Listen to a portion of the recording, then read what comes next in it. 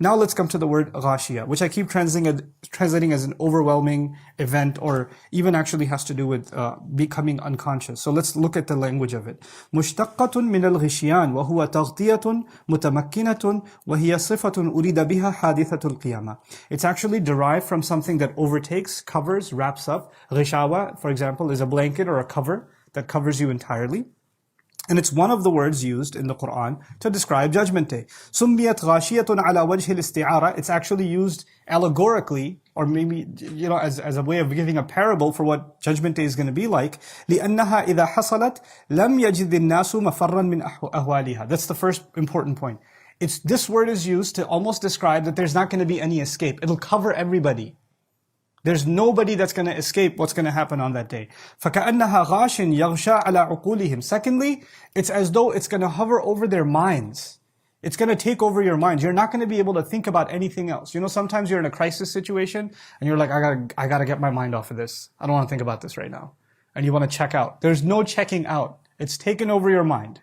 It's hovered over their minds. And also some say that it's to the point where some people will feel like they're going insane. Like the Quran describes, people will think that you'll look at people and you'll think they're drunk. وَتَرَى النَّاسَ سُكَارَى وَمَا هُمْ بِسُكَارَى. They're not drunk at all. وَلَكِنَّ عَذَابَ اللَّهِ شَدِيدٌ. But the punishment of Allah is intense. وَيُطْلَقُ الْغِشْيَانُ عَلَى غَيْبُوبَةِ الْعَقْلِ. It's also, the word غِشْيَان is used when the mind is lost. Like people can't believe what's happening in front of their eyes. فَيَجُوزَ أَنْ يَكُونَ وَصْفُ الْغَاشِيَةِ مُشْتَقًّا مِنْهُ فَفُهِمَ مِنْ هَذَا أَنَّ الْغَاشِيَةَ صِفَةٌ لِمَحْذُوفٍ يَدُلُّ عَلَيْهِ السِّيَاقِ. In other words, from what's understood from this is going to be a mind-numbing, overwhelming, inescapable truth that is going to hit people. Then finally, you notice ghashiyah has the ta marbuta at the end, which is common in the Quran for catastrophic events like ad-dahiyah, at-tamma, as-sakha, al-qari'ah, al-azifa, azifat al-azifa, like that. So, and the ta marbuta does something in Arabic. It's called tufidul marra. What that means is something that happens once and for all. When something happened once and for all, then you see a ta marbuta at the end of it. And so the idea is this one covering event that's going to happen, and that is it. That's the final one. There's no more needed. It's not like first wave and then second wave. It's not like that. It's just, it covers, it hovers, and that's the end of it. Obviously, from that opening description, we're kind of terrified of what's being described, something that's completely invaded and overtaken. And so Allah takes us into that scene. What are people going to be feeling? And you'll notice this surah will highlight faces a lot. Faces and the limbs of the faces, meaning the ears, the eyes, to look, etc. Parts, things that have to do with our faces. So instead of describing people, Allah describes faces in this surah. وُجُوهٌ يَوْمَئِذٍ خَاشِعَةٌ. Some faces on that day, and I'm translating some faces, even though some translations may not say some faces. It's important to say some faces in the translation because the mubtada is nakira. If it was al-wujuhu, it would be okay to translate faces will be so-and-so. But if it's wujuhun, you have to say some faces on that day are going to be overwhelmed and humbled. Khashi'a. And this word khashi'a is actually, first of all, about face. وَأُثِرَتِ الْوُجُوهِ بِالْكِنَايَةِ عَنْ أَصْحَابِهَا هُنَا وَفِي مِثْلِ هَذَا الْمَقَامِ لِأَنَّ حَالَةَ الْوُجُوهِ تُنْبِئُ عَنْ حَالَةِ أَصْحَابِهَا. Instead of, like I was saying, instead of talking about people, Allah is going to talk about faces as if when you see somebody's face, you know everything that's going on with them.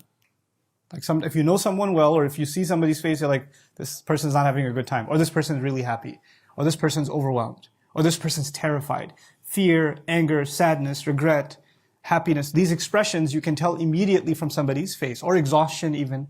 You look at someone and say, hey, you look sick. You can't look at their hand and tell they're sick. But you look at their face, and you can tell from the bags under their eyes, or the redness of their eyes, or whatever, or the wrinkles on their forehead, or the discoloration of their face, you can tell this person is not doing well. So Allah highlights the face for that reason. Now, وُجُوهٌ يَوْمَئِذٍ خَاشِعَةٌ, just a little bit about khashi'ah. ذَلِيلَةٌ يُطْلَقُ الْخُشُوعُ عَلَى الْمَذَلَّةِ. It's actually an expression for humiliation. Khushu' is an expression for humiliation and feeling powerless, feeling overwhelmed. It's actually a good thing in this life. We're supposed to try to get khushu' in salah. And it's a great quality to have when you're living in this life. But this quality is not given to good people on Judgment Day. It's flipped.